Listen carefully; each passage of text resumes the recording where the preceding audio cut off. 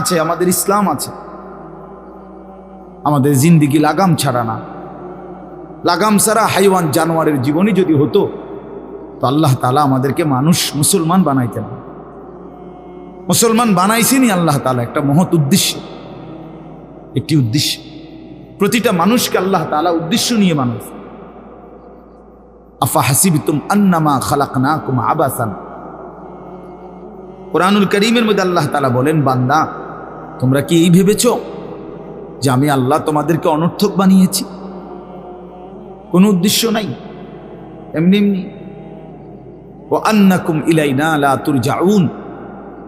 এবং আল্লাহ তাআলা বলেন, তোমরা কি এই মনে করেছো বান্দা যে আমি আল্লাহর কাছে তোমাদেরকে ফিরে আসতে হবে না? কি ভাবছো আমার কাছে আসতে হবে না? তো উত্তর দেন, বলেন, উত্তর দেন না যে আমরা কি আল্লাহর কাছে ফিরতে হবে? বলেন না, সবাই বলেন। ছেলেরা বলো, ভাই ফিরতে হবে আমরা আল্লাহর কাছে। তো তিনি কি কিছুই জিজ্ঞেস করবে না? ফাওয়ারাব্বিকা লানাসআলান্নাহুম আজমাইন। খোদার কসম, কোরআনে আয়াত। আল্লাহ বলেন, আমি রবের কসম করে বললাম, আল্লাহ নিজের কসম করে বললাম, আমি আমার জাতের কসম করে বললাম, বান্দা আমি কিন্তু তোমাদের সকলকেই জিজ্ঞেস করব। ফাওয়ারাব্বিকা লানাসআলান্নাহুম আজমাইন। আজমাইন মানে সকল, একজনকেও ছাড়বো না বান্দা, আমি জিজ্ঞেস করব। কি ভাবছ? ওই ছেলে, এই বেটা, কোন বাংলা বোঝো না ইংরেজিতে কইতাম? বন্ধ করো লাইট, মোবাইলটা নামাও।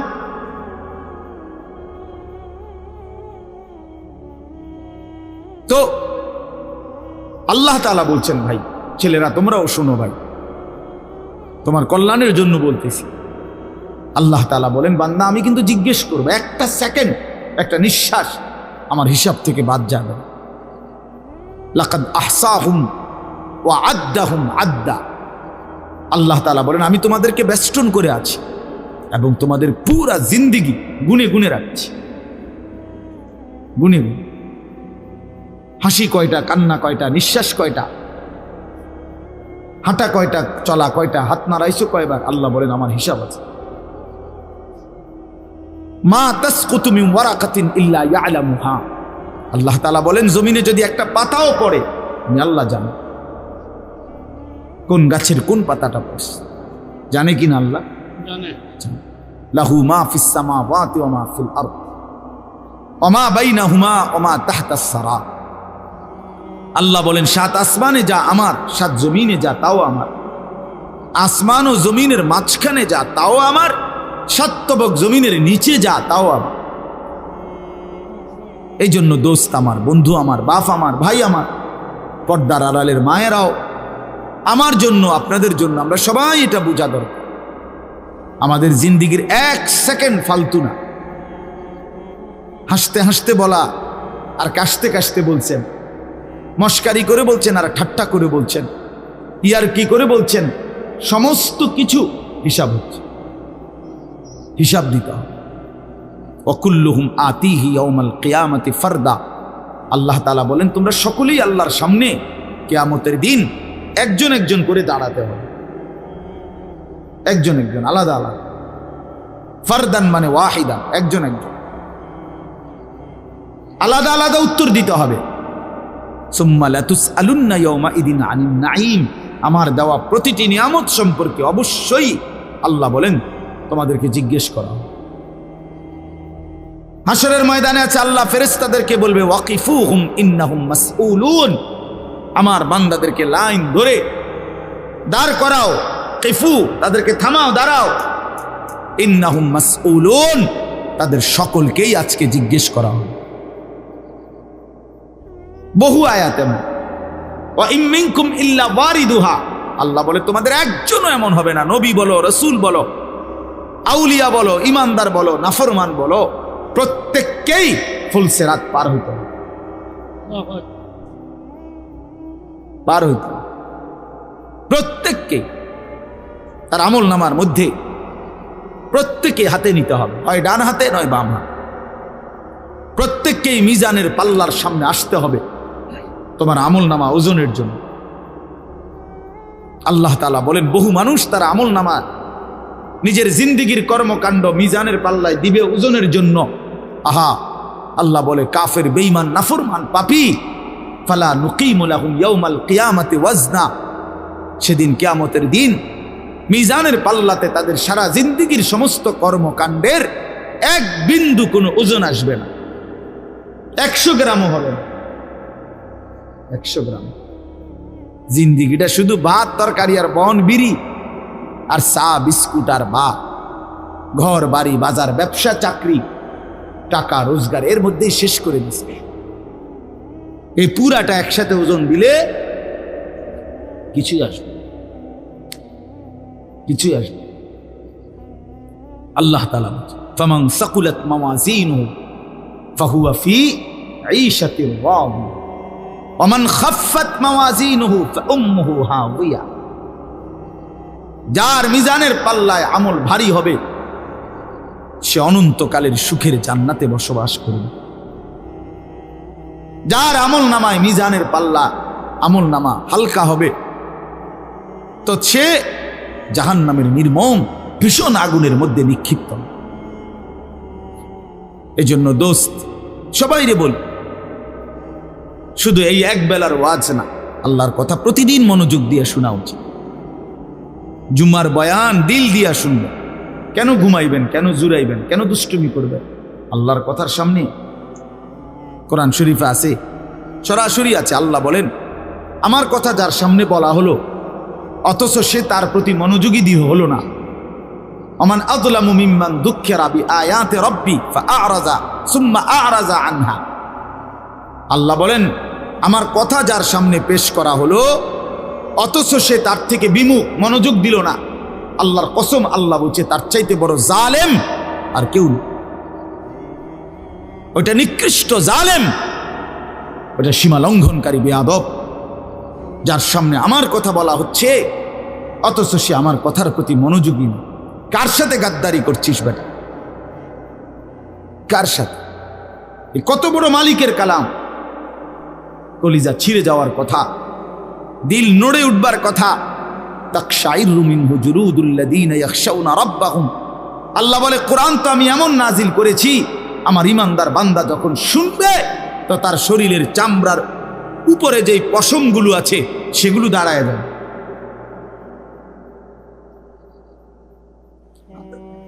বুঝছে? এই জন্য বাপ আমার, বন্ধু আমার, এতক্ষণ লাগাই আপনাদেরকে এই কথাটাই বুঝাইতে চেষ্টা করলাম। আজকের জন্য না, জিন্দিগি পরিবর্তনের জন্য আল্লাহর কথা দিল দিয়ে শুনতে হয়।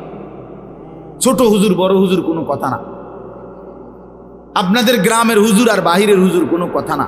আমিও গ্রামেরই, আমি কোনো মাটির তলের থেকে আসি নাই, চাঁদের দেশ থেকে আসি নাই, ঠিক কিনা বলেন? আমিও এক গ্রামের সন্তান, তো আলামিনও এক গ্রামের সন্তান, মৌলানা ইয়াহিয়াও এক গ্রামের সন্তান, হুজুরও এক গ্রামের সন্তান। তাহলে স্থানীয় না দূরের এটা কোনো কথা না, প্রধান বক্তা না বিশেষ বক্তা এগুলো কোনো কথা না, সকালে বলছে না আসরের পরে বলছে এটাগুলো কোনো কথা না।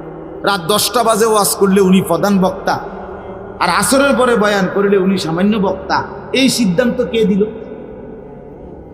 বলো কথা, এটা কেমনে ফয়সালা হইল? মাগরিবের পরে ওয়াজ করলে উনি বিশেষ বক্তা, তো নবী সাল্লাল্লাহু আলাইহি সাল্লাম কোনোদিন মাগরিবের পরে বয়ান করে নাই, কথা বলেন না, ফজরের পরে বলে নাই, তো কাজে এটা কোনো বিষয় না, এগুলো ধোঁকা। এই প্রধান বক্তা, বিশেষ বক্তা, অল্প বক্তা, সামান্য বক্তা, সাংঘাতিক বক্তা, ভয়ঙ্কর বক্তা, সিরিয়াস বক্তা, উড়াধুরা বক্তা, এগুলো ধোঁকা। বরং আল্লাহর কথা যিনি বলেন, যখনই বলেন তিনিই দামি। আপনার এলাকার হুজুর বললেও দামি, দূরের হুজুর বললেও কি, আপনার মসজিদের ইমাম বললেও দামি, অন্য মসজিদের হুজুর বললেও দামি। এই জন্য এটা গুরুত্বপূর্ণ। এটা যদি আপনি দিলে বসান তাহলে মাখলুক থেকে নজর সরবে। ব্যক্তির মোহর কোনো বিষয় না, জনপ্রিয়তা কোনো বিষয় না, আল্লাহর ইচ্ছা। আল্লাহ কখনো কাউকে 1000 মানুষের জন্য কবুল করে, কেউ 100 জনের সামনে বলে, কেউ 1 জনের সামনে বলে, এতে কোনো অসুবিধা নেই। কথা বলেন না কেন? কোনো অসুবিধা নেই। আমার জিন্দিগির 20 বছর, তা আমরাও তো একসময় 10 জন 5 জন মানুষের সামনে কথা বলছি, তো কি হয়েছে এতে? কি হয়েছে কি? এই জন্য ভাই বাবা, প্রত্যেকের দিল থেকে মাখলুকের খেয়াল সরাবে যে আমার আল্লাহর কথা হচ্ছে, কে বলতেছে হাবশি গোলাম না কালো গোলাম, এটা দেখার বিষয় না। আমার মালিকের কালাম। কার কালাম? আমার আল্লাহর কথা, আমার রসুলের কথা। এরপরে আর কি? এরপরে আর কি? এই জন্য ইনশাআল্লাহ ওলামায়ে কেরামের কথাগুলো সব সময় মনোযোগ দিয়ে শুনলে ভাই বরকত হবে। ধীরে ধীরে বদলাবে, ধীরে ধীরে বদলাবে। মুসলমানের ছেলেরা, বাবারা, একটা মিনিট বাপ আমার, এই যে কয়জন বসছো ভাই, ভাইবা দেখো 365 দিনে এক বছর কোনো দিন যে ফজরের নামাজ পড়লা না, তোমার এটা কেমন জিন্দিগি বাপ? কি পরিমাণ আল্লাহকে ভুলে গেছো? তোমার উপরে খোদার কি পরিমাণ লানত পড়ছে, অভিশাপ পড়ছে। 1 বছরে কোনো দিন ফজরের নামাজ পড়লো না। বাবা জীবিত, মা জীবিত, মুসলমান, বাপ মার ঘরে ঘুমায়, অথচ কত বড় জানোয়ার এটা! এটা তো আস্তা জানোয়ার, এ তো মানুষের বাচ্চা না, এটা তো আস্তা জানোয়ার। এটা তো একটা চতুষ্পদ জানোয়ার ছাড়ার কিচ্ছু, জন্তু ছাড়ার কিছু না। মুসলমানের বাচ্চা কেমনে এতদিন আল্লাহকে ভুলে থাকে? 30 বছর মানুষের মিথ্যা বলে, একজন মুসলমান বুঝি 30 বছর সুদ খায়। কি বলেন? বলে 30 বছর আপনার ঘরে নাচ গান চলবে, প্রতিদিন নর্তকী নাচবে, টেলিভিশন নাটক সিনেমা চলবে। আহা, আখিরাতের কথা কোনোদিন মনে পড়বে না? কোনোদিন কি বলবেন না যে এগুলা গুনাহ? 30 বছর লাগাতার মিথ্যা বলবেন, গালি দিবেন, ওজনে কম দিবেন, এ কেমন জিন্দিগি বাবা? 60 বছর বয়স, এখনো বিড়ি সিগারেট খান, কতদিন পরে মনে পড়বে কবর? 60 বছর বয়সও কথায় কথায় গালি দেন, কত বছর পরে মনে পড়বে কবর? 60 বছর বয়সও চা দোকানে বসে বসে রঙিন টেলিভিশনে নর্তকীর নাচ দেখেন, তাহলে আরো কত বছর পরে মনে পড়বে আপনি মরবেন? ইনসাফের কথা কন, বিচারের কথা কন। এখনো মরার সময় হয় নাই, এখনো ফল পাকে নাই, এখনো হায়াত শেষ হয় নাই। দুনিয়া আরো ভোগ করবেন, কবরে যাইবেন না তাইলে? আপনি তাইলে মরবেন না চাচা? আহা বাপ, কেমনে বলে গেল? আলাম ইয়ানি লিল্লাযীনা আমানু আন তাখশা কুলুবুহুম লিযিকরিল্লাহ। রব্বুল আলামিন বলেন, মুমিন ইমানদার, আমি আল্লাহর ভয়ে, আমার স্মরণের জন্য, আমার জিকিরের জন্য তোমার দিলটা নরম হওয়ার সময় আজও কি হয়নি? আলাম ইয়ানি, আজও কি হয়নি বান্দা? আজ অনেক দিন হয় আমারের সেজদা দাও না, তাহলে কি বান্দা আর কোনোদিন সেজদা দিবা না? আল্লাহ ডাক দিয়ে বলে, বান্দা তাহলে আর কোনোদিন বুঝি হালাল খাইবা না? আমি যে তোমার জন্যই জান্নাত বানিয়েছিলাম, কেমনে প্রত্যাখ্যান করে দিলা? শুধু এইটুকু দুনিয়া পেয়েই কেমনে খুশি হয়ে গেলা? এটুকু দুনিয়া তো আমি জন্তু জানোয়াররাও খাওয়াই, এটুকু দুনিয়া তো আমি কাফের বেঈমানকেও খাওয়াই, সামান্য এটুকু দুনিয়া নিয়েই খুশি হয়ে গেলা? অনন্তকালের আখিরাত তাইলে নিবা না? কুলু ওয়া তামাত্তাউ কালিলান ইন্নাকুম মুজরিমুন। আল্লাহ বলেন, নাফরমান পাপী বান্দা, অল্প সময়ের জন্য দুনিয়া খেয়ে নাও, দুনিয়া ভোগ করে নাও। ইন্নাকুম মুজরিমুন, শুধু কেবল মনে রাখো তুমি কিন্তু নাফরমান। খাও, নাস্তা খাও, রাতের খানা খাও, শুধু বান্দা মনে রাখো ফজরের নামাজও পড়ো নাই, এশার নামাজও পড়ো নাই। খাও বান্দা, খানা দুনিয়া আমি আটকাবো না, শুধু মনে রাখো আমি হাসরের ময়দানে কিন্তু ছাড়বো না। ইন্না লাদাইনা আনকালাও ওয়া জাহিমা, আল্লাহ বলেন আমি কিন্তু আগুনের শিকল বানিয়ে রেখেছি, জাহান্নামের আগুন কিন্তু প্রস্তুত করে রেখেছি। দুনিয়া তো আমি খাইতে দেই বান্দা, দুনিয়া আটকাই না, ডাকলেও খাওয়াই, না ডাকলেও খাওয়াই। অনুগত অবাধ্য ইমানদার বেঈমান আমি তো সবাইকেই দুনিয়া রিজিক দিচ্ছি। এটা কথা বলেন না কেন? সূর্যের আলো কাফের বেঈমানের বাড়িতে ওঠে না? চাঁদের আলো ওঠে না? দুনিয়া তারা ভোগ করছে কিনা বলেন? আল্লাহ তাআলা বলে বান্দা দুনিয়া খাচ্ছ, ভোগ করছো, দুনিয়া নিয়ে মাতলামি করছো, এটারে খুব তৃপ্তির কিছু মনে করো না। দুনিয়া আমি কুত্তারেও খাইতে দে। ছেলেরা মনে রাখো, শুধু ভাত মাছ খাইতে পারতেছো আর ঘুমাইতেছো, আর মোবাইল টিপতেছো, আর নর্তকী দেখতেছো। আল্লাহ চেনো না, আখেরাত চেনো না, কবর চেনো না, মৃত্যু চেনো না, জাহান্নাম বুঝো না, জান্নাত বুঝো না, আল্লাহর ভয় বলতে কিছু চেনো না। শুধু মনে করছো খাইতেছো আর ঘুমাইতেছো। রাস্তার কুত্তার দিকে তাকাইও, ওই কুত্তাও খায় আর ঘুমায়, কুত্তাও খায় আর ঘুমায়, কুত্তাও পেশাব পায়খানা করে, কুত্তারও যৌন চাহিদা পূরণ হয়, এই জন্য কুকুরেরও বাচ্চা কাচ্চা হয় না?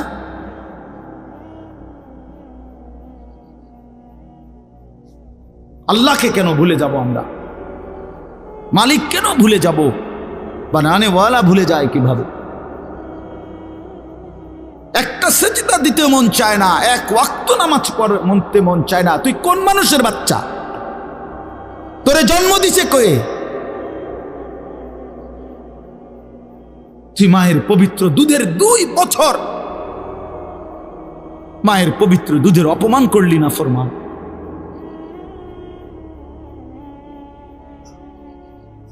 এই জন্য আমরা প্রত্যেকে ফিকির করি, দিল দিয়া ভাবেন। প্রতিটা ওয়াজ, প্রতিটা মাহফিল বাবা, কবরবাসীদের রুহের মাগফিরাত যেমন দরকার, আপনাদের হেদায়েত তো এমন দরকার। ঠিক কিনা বলেন? কবরবাসীদের জন্য, ওরা তো চলেই গেছেন, ওনারা তো চলেই গেছেন, ওনাদের জন্য দোয়া ছাড়া আর কিছুই করার নাই। না আমি ওনার কিছু সংশোধন করে দিতে পারবো, না উনি ওনার নিজের কিছু সংশোধন করতে পারবে কিনা বলেন না? শুধু দোয়া, শুধু দোয়া। কিন্তু আমার হাতে, আপনার হাতে তো এখনো যেটুকু হায়াত আছে, এটুকু হায়াতে সংশোধন করার সুযোগ আছে না? এখন তো আছে, নিঃশ্বাস যাওয়া পর্যন্ত তো সুযোগ আছে বাবা, এখনো তো সুযোগ আছে। আল্লাহ তাআলা বলছেন নবী সাল্লাল্লাহু আলাইহি সাল্লামকে, বন্ধু আপনি আমার বান্দাদেরকে বললেন 90 বছর টানা আমার নাফরমানি করছে, 90 বছর পরেও যদি কোনো দিন বুঝতে পারে, সমস্ত গুনাহ ছেড়ে দিয়ে আর করবে না ওয়াদা দিয়ে, লজ্জিত আর অনুতপ্ত হয়ে যদি এক ফোঁটা চোখের পানি ফেলে, আমি আল্লাহ ওয়াদা দিলাম 90 বছরের গুনাহ একসাথে মাফ করে দেব। আপনি বললেন আমার বান্দারে, ওই যেন কোনোদিন নিরাশ না হয়, আমি আল্লাহ আছি, আমি মাফ করে দেব। তরে বললেন গুনাহ ছেড়ে দিয়ে আসতে, আরে বললেন তওবা করে আসতে, আরে বললেন আর করবে না ওয়াদা দিতে। মস্কারি করলে হবে না। আপনি জানেন আপনি গুনাহ এটা ছাড়বেন না, আপনি জানেন আপনি মিথ্যা বলা ছাড়তেছেন না, সুদ ছাড়েন না, বিড়ি ছাড়েন না, হারাম ছাড়তেছেন না, আপনি জানেন আপনি টেলিভিশন দেখা বন্ধ করবেন না, এরপরে আপনি ডুইল্লা কইবেন আস্তাগফিরুল্লাহ। কি আস্তাগফিরুল্লাহ কইলেন? কারে কইলেন? এই মিথ্যাবাদী! আল্লাহ যদি মুখের উপরে বলে এই বাটপার, তুই কারে বললি আস্তাগফিরুল্লাহ? তোর কলজাটা আমি চিনি না? কথা বলেন। মাফ তো চাইবে ওই ব্যক্তি যার বুঝ আসছে যে এটা গুনাহ, আমি ছেড়ে দিলাম, আর করব না, ওয়াদা দিলাম। মাওলা আমি লজ্জিত, আমি মাফ চাইতেছি, আপনি আমারে মাফ করে দেন। আল্লাহ বলেন এমন গুনাহ যদি আসমান পরিমাণও হয় আমি মাফ করে দেব, কিন্তু শর্ত হলো কি করে দিতে হবে? কথা বলেন না, কি করতে হবে? ছেড়ে দিতে হবে, আগে ছেড়ে দিতে হবে, আগে ছাড়ো তো, আর করবা না। বলো একাকী হলে একাকী বলো, রাত গভীরে বলো। আল্লাহ বলেন, ইন আতাইতানি লাইলান আতাইতুকা লাইলান, বান্দা তুমি যদি আমার কাছে রাতে আসো গুনাহ নিয়া মাগফিরাতের জন্য, আমি রহমত আর মাগফিরাত নিয়া আমি আল্লাহ রাত গভীরেই আসবো, রাতের অন্ধকারে আসবো। আমি রাতের 3টায়ও ঘুমাই না, দিনের 3টায়ও ঘুমাই না, আমি রাতের 4টায়ও ঘুমাই না, আমি দিনের 4টায়ও ঘুমাই না। আমি আল্লাহর কোনো শুক্রবার শনিবার নাই, আমার কোনো ছুটি ছাটা নাই। আমি 24 ঘন্টা আল হাইয়ুল কাইয়ুম, আমি সর্বদাই জীবিত, আমি সারাক্ষণই আছি, কায়নাত পরিচালনা করছি। আল্লাহর কোনো বিশ্রাম আছে? আল্লাহর কোনো ক্লান্তি আছে? আল্লাহর কোনো ভুল আছে? আল্লাহর কোনো ছুটে যায় কিছু? তো আল্লাহ আমাদেরকে বুঝ দান করেন। ভাই আমার কথা সহজ সরল কথা। আমি আপনাদের পরিবর্তন চাই। কারো ঠেলাঠেলি, ধাক্কা ধাক্কি, কারো খোসাখুসি টোটালি আমার আর পছন্দ না। আমারও হায়াত শেষ, আমারও জিন্দিগি। আল্লাহ তাআলা কোরআনুল কারীমের মধ্যে বলছে, বান্দা বয়স যখন 40 পূর্ণ হয় তারপর থেকে পুরা ফিকির আখিরাত। ওয়ালাম্মা বালাগা আশুদ্দাহু ওয়া বালাগা 40 সানা। বুজুর্গানে দিন তো বলছে 40-এর পরে জিন্দিগি গুটায় ফেলো, পুরা দিল দিমাগ আখিরাতের দিকে ফিরা। আল্লাহ আপনি আমারে দয়া করে 40 পর্যন্ত হায়াত দিছেন, এবার আপনার শুকর মাওলা, শুকর মাওলা, শুকর। অথচ আপনাদেরকে আল্লাহ তাআলা 60 বছরের হায়াত দিলেন। আপনারা এত সুন্দর জীবন আল্লাহ দিছেন, এতটা সুযোগ দিলেন, মাইডারে বিড়ি খাইতে খাইতে শেষ করে দিয়েছে, বন খাইতে খাইতে আর চা খাইতে খাইতে, চা দোয়ানে গপ মারতে মারতে আর ফালতু কথা কইতে কইতে শেষ। এটা কি? এটা কি? এটা কোন ধরনের কথা? বুড়া মানুষ আড্ডা দিবে কেন? বুড়া মানুষ গপ মারবে কেন? বুড়া মানুষ বিড়ি খাবে কেন? বুড়া মানুষ ফালতু কথা বলবে কেন? বুড়া মানুষ গালিগালাজ করবে কেন? আপনার তো এখন কবর দেখা যায়, দেখা যায় না? তো আপনার তো একটা সেকেন্ড নষ্ট না করে উচিত জিন্দিগির এই শেষ সময়টা আল্লাহর তসবিহ, জিকির, কান্নাকাটি, দোয়া এর মধ্যেই লেগে থাকে। এটা উচিত ছিল না? কই, এই খবর তো নাই। আল্লাহ আমাদেরকে বুঝ দান করে। আমি আপনাদের সামনে 3টা আয়াত পড়ছি, আর অল্প একটু সময়। এটা বন্ধ করলো কেন? আচ্ছা, এই 3টা আয়াত পড়ছি আর একটু সময়, এই 3টি আয়াতের তর্জমা শোনাই আপনাদেরকে। কোরআনুল কারীমের 29 নম্বর পারা, 76 নম্বর সূরা। সূরাটির নাম সূরায়ে দাহার। এই সূরার 3টি আয়াত, প্রথম 3টি আয়াত আপনাদের সামনে আমি তেলাওয়াত করেছি। এই 3টা আয়াত আপনাদেরকে এখন একটু শুনাই, একটু স্মরণ করানো, বিবেক জাগানো, এটাই মাকসাদ এই সূরার প্রথম 3 আয়াত। আমরা এই 3টি আয়াতের মধ্যে আল্লাহ তাআলা কি বলছেন এই কথাটা আগে সংক্ষেপে আমি আপনাদের এমনি একটু বুঝাই, তাইলেই দেখবেন তরজমা বললে আপনি সহজে বুঝবেন ইনশাআল্লাহ। প্রথম কথা হইল, আমরা যারা এখানে বসছি আমরা প্রত্যেকেই মানুষ, বলেন আলহামদুলিল্লাহ। আল্লাহ তাআলা মানুষকে কোরআনুল কারীমের মধ্যে বলছেন, আমি মানুষকে 7টি ধাপে সৃষ্টি করেছি, 7 স্তরে, 7 ধাপে। 1 নাম্বার মাটি, 2 নাম্বার বীর্যের ফোঁটা, মানে বীর্য, স্বামী স্ত্রীর মিশ্র বীর্য। একটি সন্তান জন্মের ক্ষেত্রে স্বামী স্ত্রী উভয়ের বীর্যই ব্যবহার হয়, তাহলে এই 2 নাম্বার। 3 নাম্বার জমাট রক্ত। 4 নাম্বার গোশতের টুকরা। 5 নাম্বার হাড্ডির একটা খাঁচা, মানে কঙ্কাল। 6 নাম্বার হাড্ডির খাঁচার উপরে গোশতের আবরণ, এই যে যেখান দিয়ে যে দূর গোশত দরকার দূর লাগাছে। 7 নাম্বার বডিটা রেডি, এবার রূহ ফুকে দিয়ে মায়ের পেট থেকে বের করেছে, খালাস। কয়টা হইল? মাটি, বীর্য, জমাট রক্ত, গোশতের টুকরা, হাড্ডির খাঁচা, গোশতের আবরণ রূপ ফুঁকে দিয়ে মায়ের পেট থেকে বের করে। আচ্ছা, এটা কোরআন শরীফে আছে, ওয়ালাকাদ খালাকনাল ইনসানা মিন সুলালাতিন মিন তিন সুম্মা জাআলনাহু নুতফাতান ফি ক্বারারিন মাকিন। সূরা মুমিনুনের মধ্যে 18 নম্বর পারায় এই ধারাবাহিক এই 7টা ধাপ আল্লাহ তাআলা বর্ণনা করছেন। এখন ভাবেন, সেটা হলো মাটি থেকে আল্লাহ আমাদেরকে সৃষ্টি করেছেন। এখন এই কোটি কোটি মানুষ, তাদের প্রত্যেকের সৃষ্টির যে উপাদান মাটি, সেই মাটিটা আল্লাহ তাআলা কত হাজার বছর, কত যুগ, কত লম্বা সময় ধরে এই পৃথিবীতে সংরক্ষণ করেছেন, সেটা এক আল্লাহ ছাড়া আর কেউ জানে না। আমারে আপনারে বানাইতে যেই মাটিটা ব্যবহার হয়েছে, সেই মাটিটা এই পৃথিবীর জমিনে কতদিন ধরে ছিল, কোথায় ছিল, কখন ছিল, কেমনে ছিল, পৃথিবীর কারো কোনো লিস্টির মধ্যে, হিসাবের মধ্যে, কাগজে, পত্রে, কলমে, নামে, উল্লেখে ছিল না। শুধু জানতেন কে? বলেন না। 2 নাম্বার, মাটি থেকে সরাসরি বীর্য না, বরং মাটি থেকে আল্লাহ তাআলা স্বাভাবিকভাবে নির্দিষ্ট পরিমাণ খাবার, আমাদের যে খাবার আমরা খাই, এই মাটি থেকে আল্লাহ তাআলা জমিন থেকে খাবার উৎপাদন করেন। সেই নির্দিষ্ট খাবার থেকে একটি নির্দিষ্ট পরিমাণ খাবার আমার বাবা খাইছে, আল্লাহ খাওয়াইছেন তারে। সেখান থেকে নির্দিষ্ট পরিমাণ বীর্য আমার বাবার পিঠে আল্লাহ তাআলা তৈরি করছেন।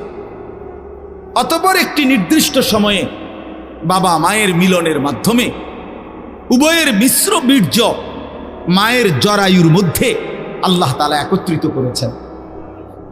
সেখান থেকে পরবর্তীতে আরো 9 মাস 10 মাস লাগায়া ধীরে ধীরে ধীরে ধীরে সমস্ত কার্যক্রম সাইরা একদিন আমার এই পৃথিবীর আলো দেখাইছে।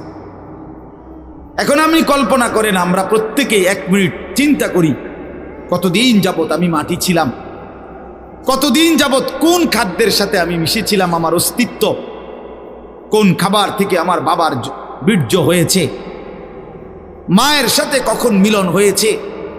নির্দিষ্ট সময়ে মায়ের জরায়ুতে আল্লাহ তাআলা উভয় বীর্যের ফোঁটা একত্রিত করেছেন। এরপরে এই লম্বা সময় লাগাইয়া আবার আমারে ধীরে ধীরে বানাইছেন।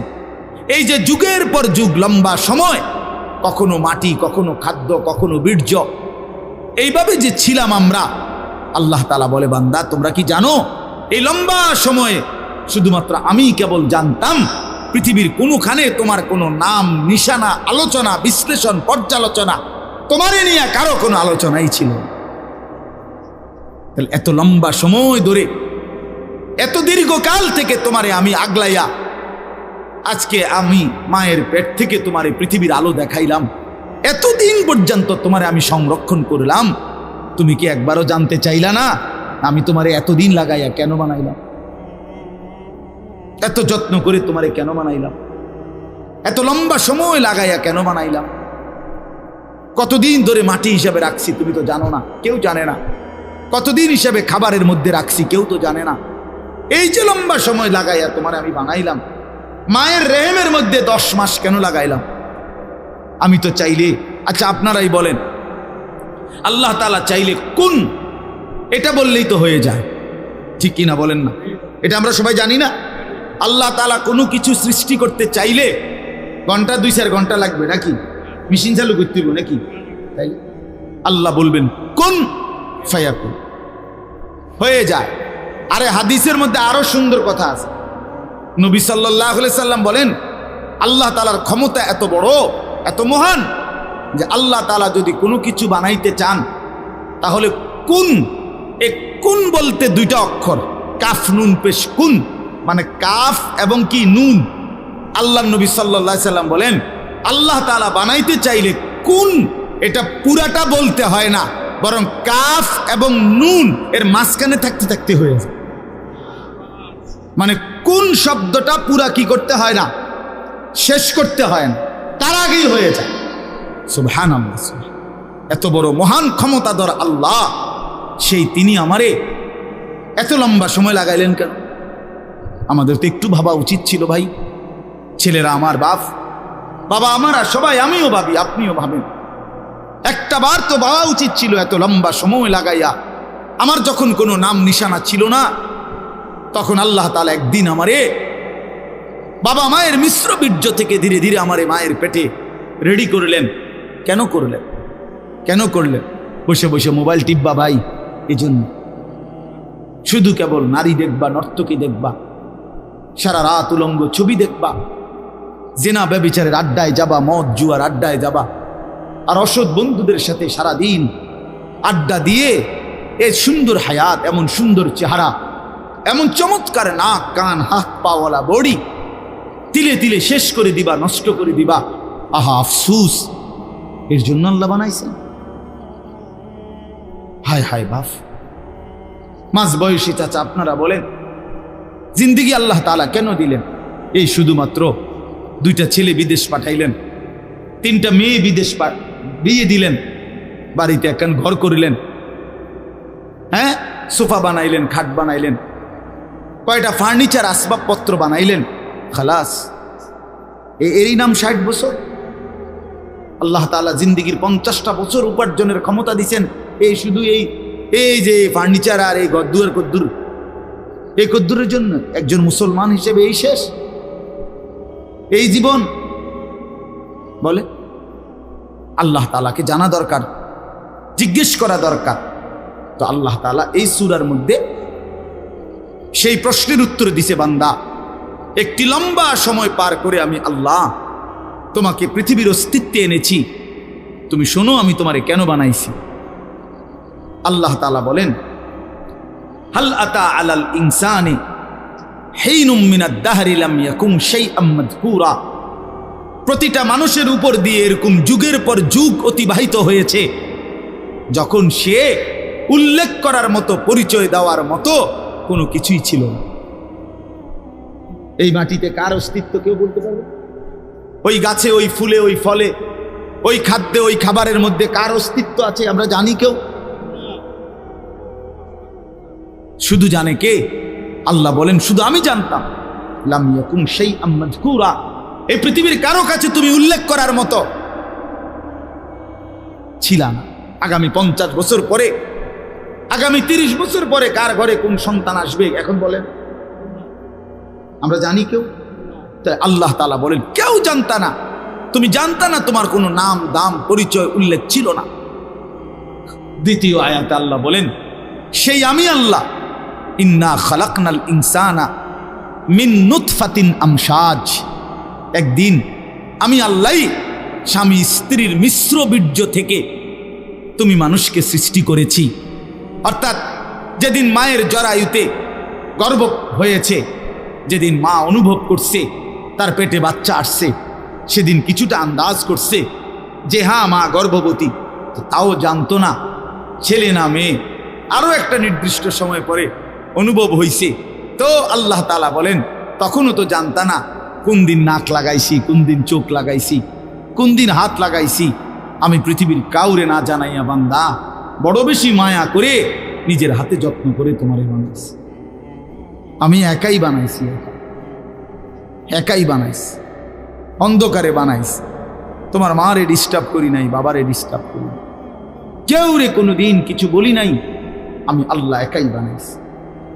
তো এরপরে আল্লাহ বলেন কেন বানাইলাম শোনো, নাবতালিহি, আমি আল্লাহ প্রতিটা মানুষকে বানিয়েছি পরীক্ষা করার জন্য। এই কথাই নাবতালিহি, নাবতালিহি পরীক্ষা করার জন্য, লিয়াবলুয়াকুম পরীক্ষা করার জন্য, লিনাবলুয়াহুম পরীক্ষা করার জন্য, ওয়ালা নাবলুয়ান্নাকুম পরীক্ষা করার জন্য, ওয়া নাবলুকুম বিশ-শাররি ওয়াল খাইরি ফিতনা। এই কথাটা বিশ্বাস করেন, কোরআন শরীফ আল্লাহ বারবার বলছে, এই তোমারে পরীক্ষার জন্য, পরীক্ষার জন্য, পরীক্ষার জন্য, পরীক্ষার জন্য, ফাতরামি করার জন্য না, ফাইজলামি করার জন্য না, দুষ্টমি করার জন্য, বান্দা খামখেয়ালি করার জন্য বানাই নাই। আমি একটা পিঁপড়াও বেহুদা বানাই নাই। এত সুন্দর মানুষ তোমারে কেন বেহুদা বানাই? আল্লাহ তাআলা বলেন, আমাদেরকে আল্লাহ তাআলা বানিয়েছেন পরীক্ষা করার জন্য। কি করার জন্য? বলেন না ভাই, আমার কথা শেষ তো, বলেন কি করার জন্য? আবার বলেন, আবার বলেন, আবার বলেন। এখন প্রশ্ন হইল কি পরীক্ষা? আল্লাহ তাআলা বলেন পরীক্ষা হলো এই, আমি তোমার একটা নির্দিষ্ট হায়াত দিলাম, তাও কদ্দুর আমিই জানি, তুমি জানো না।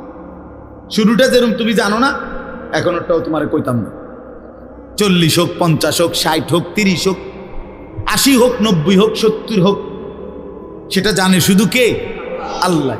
আল্লাহ বলেন এই যে নির্দিষ্ট হায়াত দিলাম, এই সময়টা আমি আল্লাহ তাআলা দেখতে চাই।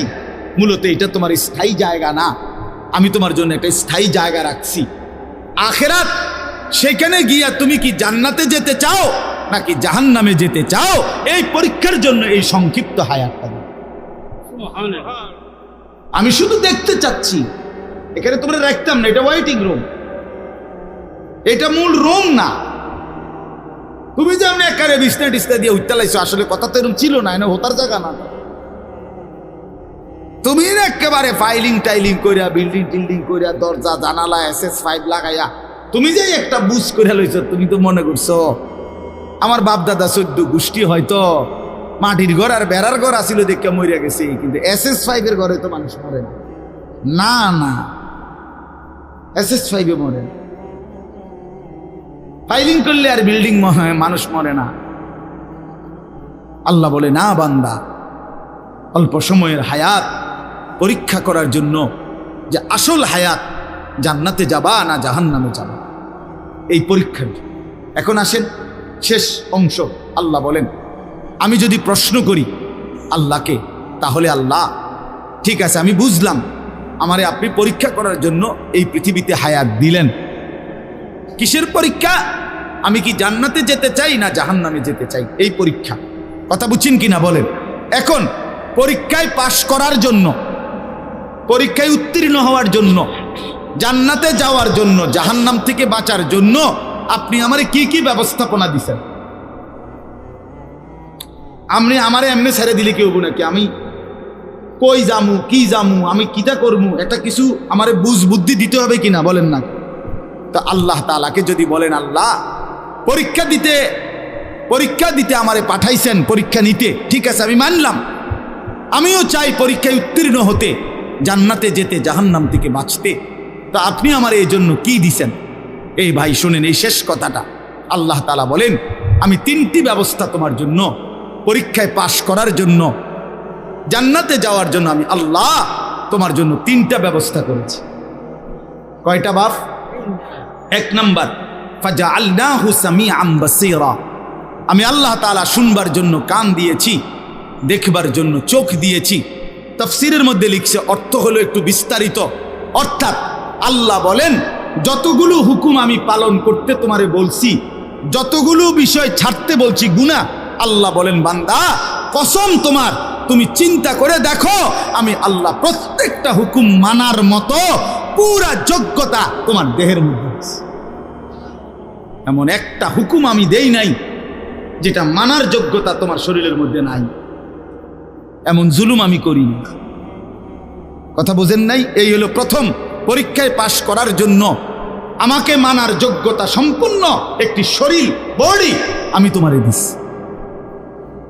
আমার সমস্ত হুকুম মানতে পারবা, সমস্ত গুনাহ থেকে বাঁচতে পারবা, এই সক্ষমতা আমি তোমার দেহের মধ্যে দিয়েছি। বলে মনে করেন আমারে আপনারে আল্লাহ বলছে রুকু দিতে, কথার কথায়, কিন্তু আমার কোমর মনে করেন আমাদের এইটা বাঁকাই ভাঙে না, কোমর বাঁকা হয় না। তো এরপরে যদি বলতো সেজদা দাও, একটা কলা গাছেরও যদি বলতো সেজদা দাও, একটা তাল গাছেরও যদি বলতো সেজদা দাও, আমারও যদি এরকম তাল গাছের মতো সোজা বানাইতো, যেটার মাঝখান দিয়ে কি হয় না, বাঁকা হয় না, তাইলেন এটা জুলুম হইতো, তাইলেন এটা অন্যায় হইতো যে আল্লাহ আপনি আমার কি করলেন, কইলেন রুকু দিতাম, আমি কেমনে রুকু দিতাম, আমার তো কোমরে বাঁকা হয় না। কথা বোঝেন নাই? আপনি আমারে বললেন সেজদা দিতাম, আমি তো নিচের দিকেই যাইতে পারি না, আমার দেখ কনুইও ভাঙ্গে না, হাঁটুও ভাঙ্গে না। বলেন এমন যদি হতো তাহলে না জুলুম হইতো? কিন্তু আল্লাহ তাআলা আমাদেরকে নামাজ পড়ার যোগ্যতা আমাদের শরীরের মধ্যে দিয়েছেন কিনা? একটা ছেলে বলো ভাই আল্লাহর দোহাই, এই মুসলমানের বাচ্চা, যদি মার পবিত্র দুধ খেয়ে থাকো, বলো তোমারে আল্লাহ তাআলা নামাজ পড়ার যোগ্যতা তোমার শরীরের মধ্যে দেয় নাই? তাহলে বেঈমান নামাজ পড়ো না কেন? কেন নামাজ পড়ো না? আমি দাঁড় করাই, এখানে তো অসংখ্য ছেলে এখানে আছো, এখন চেহারা দেখলে বোঝা যায় তোমার ওই চেহারার মধ্যে তো হাইওয়ান আর জানোয়ারের চেহারা, যেই হাইওয়ান আল্লাহকে সেজদা করে না। আজকের এশার নামাজ পড়ো নাই, আজকের মাগরিব একটা ওয়াক্ত নামাজ পড়ো নাই, এমন অসভ্য জঙ্গলি এখানেও তো বসে আছো। বেহায়া, লজ্জা করে না? বেহায়া কেমনে ঘুমাইবি বেটা? নামাজ না পড়ে যদি ঘুমাও, ফেরেশতা যদি একটা লাথি মারে, ফেরেশতা যদি একটা লাথি মারে, ফজরের নামাজ না পড়ে যে ঘুমাও, ফেরেশতা যদি একটা ঘুমের মধ্যে রেখে লাথি দেয়। ফেরেশতা ঘুমের মধ্যে রাইখা কোনো জাতিকে ধ্বংস করে নাই? কথা বলেন না কেন? ঘুমের মধ্যে রাইখা কোনো জাতিকে ধ্বংস করছে কিনা? কওমে লুতকে ঘুমের মধ্যে রাইখা ধ্বংস করছে, কওমে সামুদকে, কওমে সালেহকে, কওমে শুআইবকে, এই চারটা জাতিকে আল্লাহ তাআলা ঘুমের মধ্যে রাইখাই শেষ করে। আল্লাহ আমাদেরকে মাফ করে দেন। আমার কথা রাগ করো না ভাই, উদ্দেশ্য তোমার লগে কোনো ঝগড়া করা না, আমি কোনো কাজে লাগছি না, ঠিক কিনা বলেন না কেন? মাকসাদ কি আপনাগুলোকে আমার ঝগড়া? দীর্ঘ 20টা বছরের বেশি হবে, আজ থেকে 20 বছরের উপরে হবে এই জমিনে আমার আসা যাওয়া, সুখে দুঃখে আনন্দ বেদনায়, মূল্যায়ন অবমূল্যায়ন, সর্বাবস্থায় আমি আসছি আল্লাহর দয়ায়। বলেন আলহামদুলিল্লাহ। আলামিন আমার কাছে মাদ্রাসায় গেছে, হয় আমার অনেক অনেক মহব্বতের ছাত্র। প্রতিটা ঈদ, রমজানের ঈদ, কোরবানির ঈদ, আমার একমাত্র ছাত্র হয় এই ছাত্র, এই আলামিন, হে একমাত্র আমার একজন ছাত্র ব্যতিক্রম, যার একটা আমল আমি সবসময় বলি যে প্রত্যেক ঈদের দিন হয় আর কেউ ফোন করুক বা না করুক, হে আমারে ফোন করে, ভালো আছেন নিউজু, আজিব, এটা তার সবসময়ের আমল। বহুদিন যাবত আমি দেখছি। আল্লাহ তাআলা উত্তম বিনিময় দান করেন। আমার বাপ, আমি আপনাদের কাছে অনুরোধ করছি, আল্লাহ তাআলা বলেন 1 নম্বরে বান্দা আমি তোমাকে আমাকে মানার যোগ্যতা সম্পূর্ণ শরীর স্বাস্থ্য আমি দিয়েছি। আমাদের নামাজ, রোজা, ওযু, গোসল, জিকির, তাসবিহ, তেলাওয়াত, হজ, কোনটা পালন করার যোগ্যতা আমাদের শরীরে নাই? কথা বলেন না বাপ, বলেন না, আমার কথাটা বুঝছেন কিনা বলেন। এবার শেষ আয়াত মৌলানা হুসাইন আসছে, ও আমাদেরও অনেক মহব্বতের, আমিও ব্যক্তিগতভাবে তারে অনেক মহব্বত করি, আমারও সে অনেক মহব্বত করে। তো তৃতীয় শেষ আয়াত হলো আল্লাহ তাআলা বলে দ্বিতীয় ব্যবস্থা, দ্বিতীয় আর তৃতীয় একসাথে বলছে, ইন্না হাদাইনাহুস সাবিলা। আল্লাহ বলে বান্দা একে তো শরীরের মধ্যে আমারে মানার যোগ্যতা দিছি, দ্বিতীয়ত তোমারে যোগ্যতা দিয়া নিজের হাতে ছেড়ে দেইনি, বরং আমি এরপরে আরো 2টা ব্যবস্থা করছি।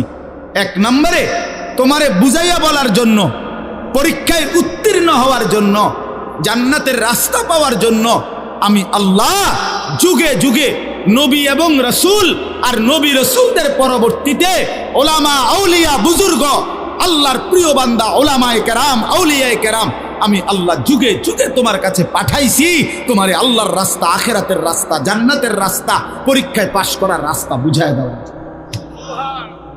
বলেন, কোনদিন হুজুর দেখেন নাই, কোনদিন কোন হুজুরের কথা শুনেন নাই, কোনদিন কোন আল্লাহওয়ালা দেখেন নাই, এমন একজন ভাগ্যবান আতু ডানছে?